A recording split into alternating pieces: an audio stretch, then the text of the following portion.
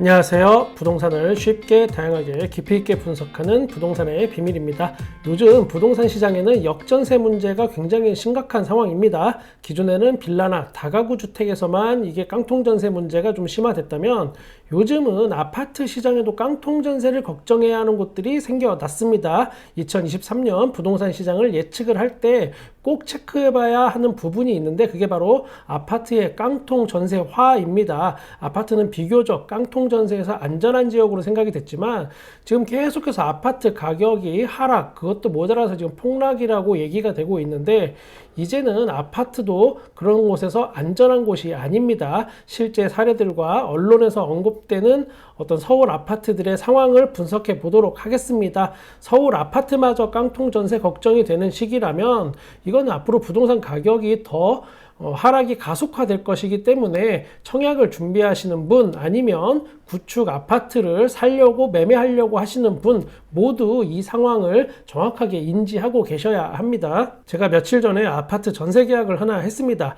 2021년과는 확연히 다른 차이점이 있어서 먼저 알려드려야 할 것 같습니다. 2021년까지는 집주인이 갑인 그런 시대였습니다. 아파트 가격은 계속 오르고 거기에 전세 가격도 덩달아 오르는 그런 시기였습니다. 전세 가격 상승의 원인이 여러 개 있겠지만 크게 본다면 저금리로 인한 전세 대출이 굉장히 쉬워졌기 때문인 것도 있습니다. 전세금 1, 2억 올려주는 건 전세 사는 사람들한테 큰 문제가 아니었습니다. 그동안에는 모아둔 돈이 없어도 쉽게 싼 이자로 은행에서 빌릴 수가 있었습니다. 그러다 보니까 집주인들이 갑으로서 전세 시세를 막 올리고 있었습니다. 잘 살고 있던 세입자를 어떻게 하면 내쫓고 더 높은 전세를 얻을까 그 궁리만 하던 시절입니다. 물론 다 그렇다는 건 아닙니다. 착한 임대인 분명히 있습니다. 그러나 제가 현장에서 상담을 해보면 사실 거의 찾기 힘들 정도로 천연 기념물급 착한 임대인들입니다.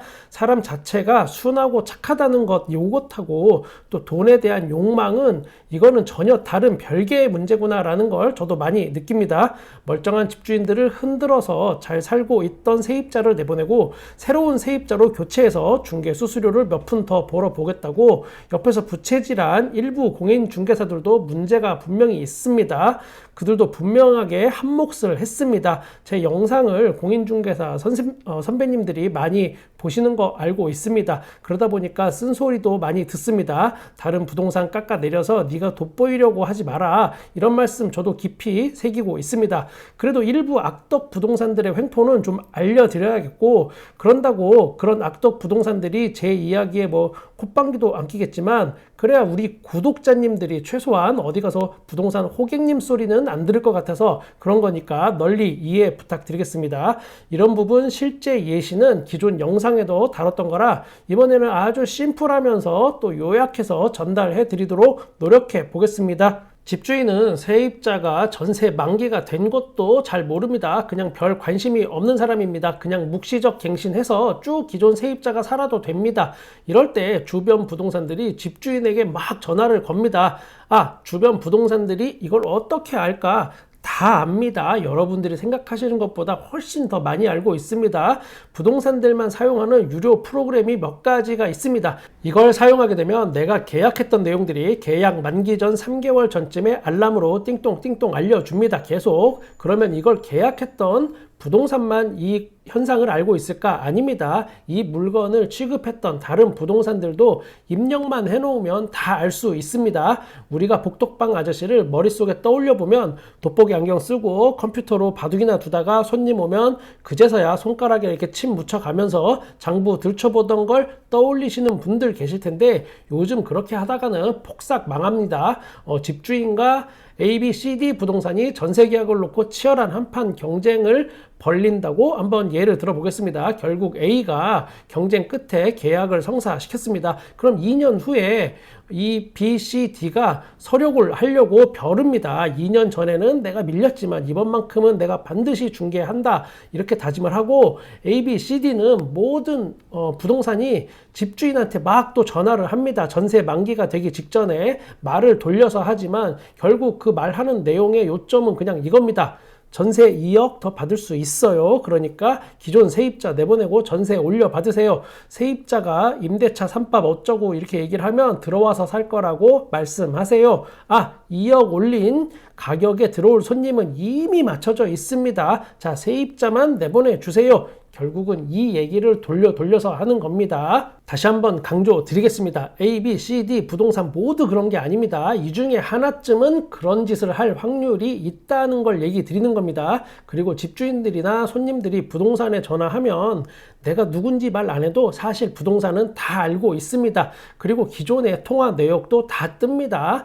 그리고 무슨 내용으로 전화했었는지까지도 다 기록되어 있기 때문에 내 스스로 기록하는 겁니다. 그래서 다 알고 있습니다. 전화만 올리면 집주인이 내 아파트 가격을 몰래 후려쳐서 싸게 파는 부동산 한번 잡아보겠다고 여기저기 부동산에 전화를 막 돌려서 손님인 척 거짓말을 해서 얘기하고 뭐 이것저것 캐내려고 해도 사실 부동산들은 다 알고 있습니다. 304동 901호 사모님이 매수자인 척 전화해서 요즘 급급매 나온 거 있어요? 뭐 가격 맞으면 내가 바로 살려고 하는데 뭐 얼마에 있어요? 이러면서 부동산한테 막 이렇게 캡니다. 그러면 그걸 다 알고 있는 부동산은 어떻게 할까? 304동 901호 사모님 전화하셔서 이런 짓 하시면 안 됩니다. 이렇게 절대 안 합니다. 그냥 모른 척 해줍니다. 그리고 통화 내역에 살짝 적어 놓습니다. 가두리 부동산 색출 목적, 구라전화, 주의 요망. 자, 치열한 두뇌 게임이 부동산 현장에서 어마무시하게 벌어지고 있는 겁니다. 이런 에피소드가 무궁무진하지만 너무 많이 한꺼번에 풀어버리면 제 미천이 바닥날까봐 오늘은 이 정도에서 마무리하겠습니다. 2021년까지는 제가 여태까지 말씀드렸던 이런 분위기였다면 그럼 지금은 과연 어떨까? 일단 지금은 전세가 완전히 뒤집혔습니다. 세입자가 갑입니다. 제가 얼마 전 전세 계약한 세입자는 국세, 지방세 완납증명서까지 당당하게 집주인한테 요구했고 앞으로 개정될 새로운 주택임대차 표준계약서로 계약서를 작성해 달라고 요구했습니다. 2021년도까지만 해도 집주인한테 국세 완납증명서를 요구하는 거는 정말 상상하기도 힘들었습니다.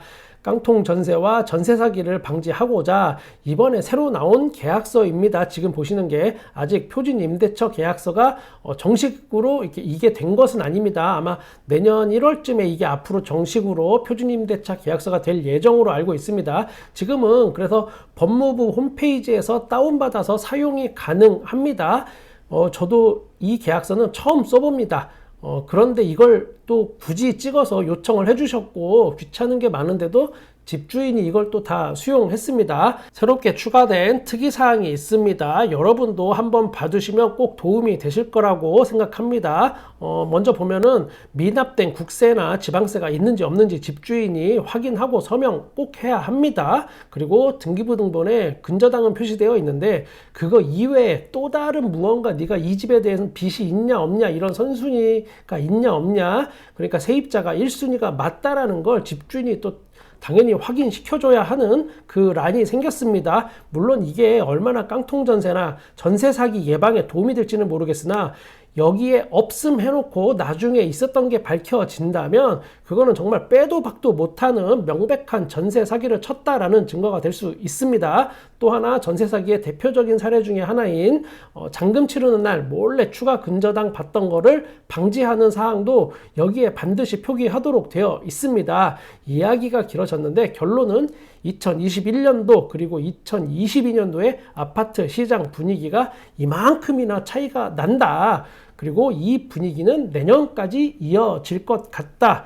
그리고 결국은 아파트 가격을 바치던 전세가 하락하면서 이게 무너지면서 부동산을 바치던 게 다 무너져서 하락이 가속화될 것 같다라는 결론입니다. 그러면 언론에서 언급이 된 깡통전세 걱정이 되는 서울 아파트 대체 상황이 어떻길래 그런지 한번 살펴보겠습니다. 성북구 기름 뉴타운 2단지 푸르지오입니다. 현재 전용 면적 84제곱미터는 8억 7천만 원이 최저가의 호가로 나와 있습니다. 매매. 자, 1634세대 여기가 대단지이고 2005년 아파트로 뭐 살기 괜찮아 보입니다. 4호선 미아사거리 역과는 직선거리로는 1km 정도 돼서 역세권으로 좀 보기는 어렵습니다. 뭐 물론 우이 신설선이 좀 더 가까이에 있지만 이거는 메인 지하철 노선이 아닌 경우라서 역세권으로서 실질적인 역할을 못한다라고 판단이 됩니다. 실거래가 추이를 보면 2021년 8월에 11억을 찍고 지금은 많이 하락했습니다. 가장 최근 실거래가는 10층이 7억 6,300만 원에 거래가 됐습니다. 거래 유형을 보면 중개 거래라고 여기에 또렷하게 표시가 되어 있습니다.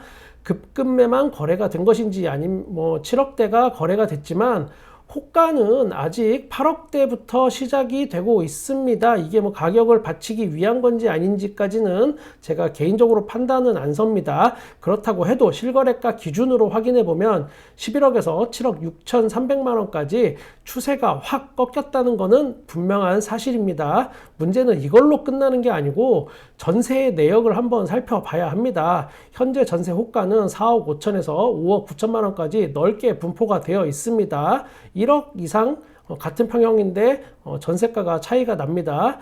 그래프로도 한번 알 수 있습니다. 여기서 주의해서 봐야 할 것은 2021년 6월에 거래된 전세입니다. 2021년 6월이면 아직 2년이 채 안 된 겁니다. 자, 이때 7억 5천만 원의 전세가 거래가 됐습니다. 아파트 가격이 막 폭등하던 시절, 전세도 같이 덩달아서 폭등하면서 최고가를 갱신하던 바로 그 시절 맞습니다. 가장 최근 실거래가와 직접적인 비교를 한번 해본다면 매매는 7억 6,300만 원, 전세는 7억 5천만 원입니다. 이 수치만 놓고 그냥 본다면 아파트 하락이 깡통 전세를 얼마나 쉽게 만들어낼 수 있는지 알 수 있습니다. 그리고 그 여파가 서울 전역으로 퍼지는 게 순식간인 것도 예상해 볼 수 있습니다. 실제 서울에서 1타 브랜드 그리고 대단지에서 벌어지고 있는 현상이 분명히 맞고 아파트는 서울의 노도강, 노원, 도봉, 강북을 중심으로 북쪽 지역이 상당한 위험한 수준에 임박해 있다라고 봐도 될 것 같습니다. 물론 지금 예시를 든 곳은 행정구역상 성북구입니다. 하지만 노도강을 말할 때 성북구하고 중랑구가 자기들 얘기 아닌 척 딴 데 쳐다보고 있지만 다 니들도 포함되는 거라고 보시면 됩니다. 현재 실거래가와 2년 전 전세 가격이 사실상 큰 차이가 안 나는 현상이 계속 나타날수록 아파트도 깡통 전세에서 자유롭지 못하다라는 뜻이 되고 다른 뜻으로 이걸 또 해석을 하면 부동산 하락이 더 심해질 것이다라고 볼 수도 있겠습니다. 이런 현상이 그 다음 타자가 과연 어디가 될까? 자, 노도강하고 성북구, 중랑구는 다 뭐 같이 이렇게 보면 된다고 했습니다. 그러면 어딜까? 서울의 동쪽에서는 다음 타자가 동대문구가 굉장히 유력합니다. 동대문구 여기 네, 맞습니다. 이문 1구역, 이문 3구역, 휘경 3구역, 청약이 줄줄이 대기하고 있는 그 동대문구 맞습니다. 자, 이문 휘경 뉴타운은 동대문구에서도 뭐 아실 분들 다 아시겠지만 위치상 동대문구의 핵심 노름자가 절대 아닙니다. 지금 청량리역 주변 신축 아파트도 쑥대밭이 되고 있는 중인 점을 참고하시기 바랍니다. 구독과 좋아요 감사드리고 저는 여러분의 부동산에 끝까지 함께 하겠습니다. 부동산의 비밀이었습니다.